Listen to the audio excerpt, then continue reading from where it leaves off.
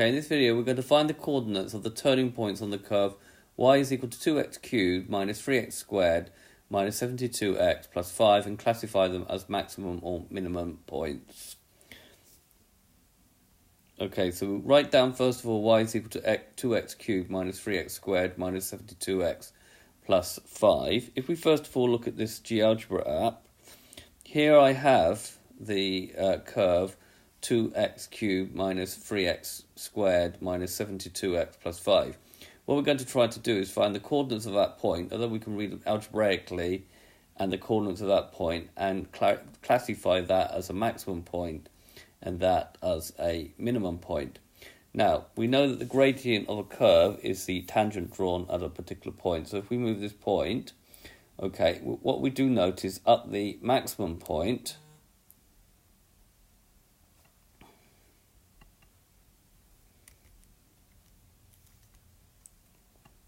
we get a gradient of, at the maximum point we get actually a gradient of 0. The tangent is a horizontal line. These are the coordinates that we're going to find algebraically. And then at the other minimum point also we get a gradient of 0. So this will give us an idea on how we can actually locate these points on a particular curve. The other thing I want to take note of, if we just move that out of the way, is this.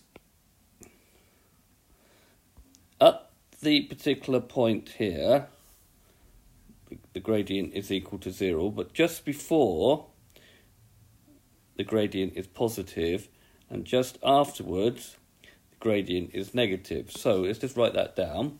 At the particular point, dy by dx will be equal to 0 for that particular value of x. Just before, if we take a point just before, this will be positive, and then just after, dy by dx will be, let's just write that again, let's write it a bit higher up, dy by dx will be negative. So if we go from positive, 0, negative, when we classify it, then we know we have a maximum point. Now at the other point here, at the particular point, which is going to be actually 4 in this case, then we will have dy by dx is equal to 0. Just before the minimum point, we'll have that dy by dx is negative, and then just after the point here, we will have dy by dx is positive. So if we go from a negative gradient to a 0 gradient to a positive gradient, then we will have a minimum point, and this will be known as a local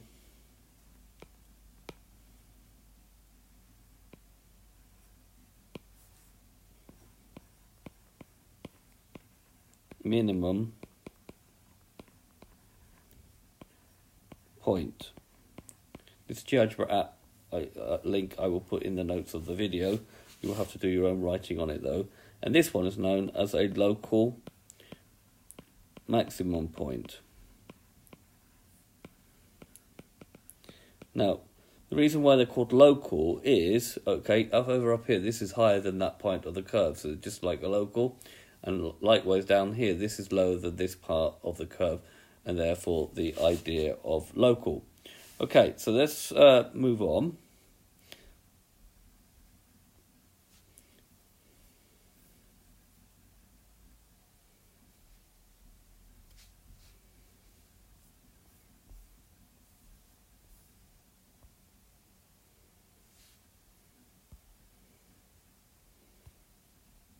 So, writing down our curve, Okay, and then the first step, so the steps I'm writing in green here, the first step is to differentiate the curve. We know that if y is equal to kn x to the n, then you bring down the power in front, you write down kx and reduce the power by 1. So you do that to each of these terms. So dy by dx will be 3 times 2 is 6x squared, 2 times 3 minus 6x, reduce the power 1. If you differentiate this, you're just going to get minus 72. And if you differentiate a constant term, you get nothing. Step 2 is to put dy by dx is equal to 0, because the gradient is 0 at these maximum and minimum points that we're trying to find. So we get 6x squared minus 6x minus 72 is equal to 0. Now here we notice that 6 and 72 are all divisible by 6. So we'll factorise out as 6, and we'll end up with 6 brackets x squared minus x minus 12 is equal to 0. Then we can factorise the bit here, so x and x are 12, factors of 12 are 1 and 12, 2 and 6, and 3 and 4. And we should be able to see that that is plus 3 and minus 4, because if you add those two terms together, you're going to get just minus x. The 6 still is out in front, but that can't be equal to 0, so either x plus 3 is equal to 0, which gives x minus 3, or x minus 4 is equal to 0, which gives x is equal to 4. Right, now what we've got to do is to test the points. So this is called classifying them. Okay, you can also do this from knowledge of the curve, but this is sort of a standard practice. So make this table, so you put down here x, dy by dxy. You put down the point that you found, x is equal to 3, minus 3. Then you look at it just before minus 3 and just after minus 3. We know that x is equal to minus 3, that the gradient is 0. So therefore we'll just draw a straight line there. Okay, now just take a point just less than minus 3. So you could take minus 3.1 or minus 3.5 and substitute it into here. If it and it will come out to be positive. We're only interested in the sign, not the value. So if we got a positive gradient, that looks like that. Then we put in a value of x greater than minus 3, which is going to be like minus 2.9 or minus 2.5. We put it in there, and it will come out to be a negative.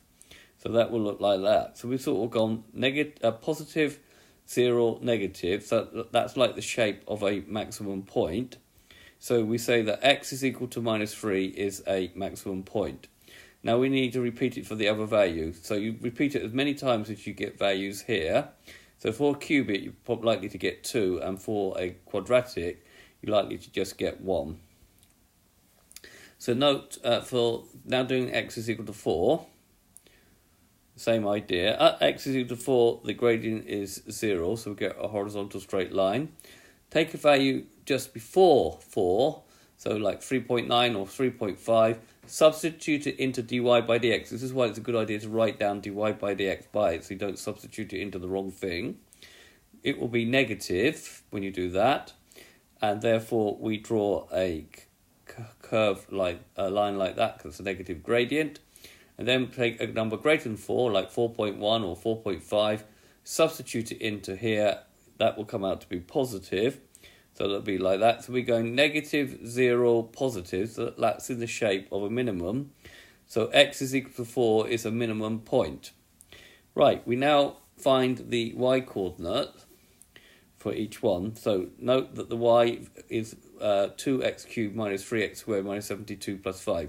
The reason I ask you to write down the thing by what you're trying to find is that it's very easy to substitute into the wrong value. If you substitute it in here, you get 0.